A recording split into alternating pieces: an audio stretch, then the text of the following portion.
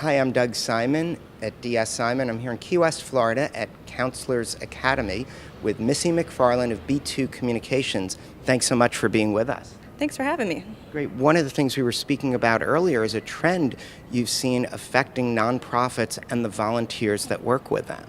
Yes, one trend that we're seeing with nonprofits and also trade associations is their volunteers.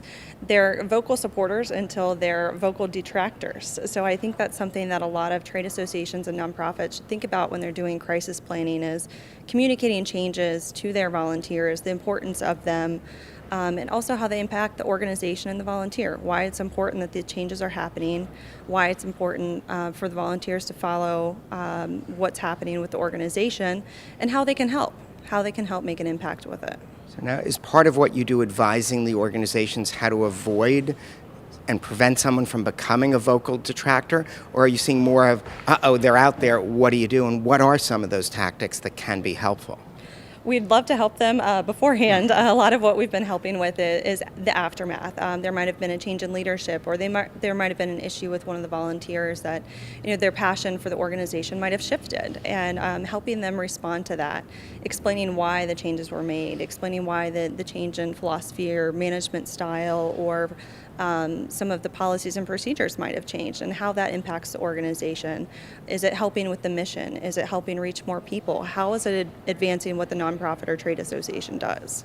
Is it your feeling from your experience that these situations need to be responded to, or sometimes you look at the credibility of the person and say, this is something you're smarter not to throw gasoline on the fire, if you will? We believe everyone should be responded to in some form or fashion, that their reasons might be valid, and they do deserve a response, especially if they've been a volunteer for a long time. They feel invested in the organization as much as some of your employees might.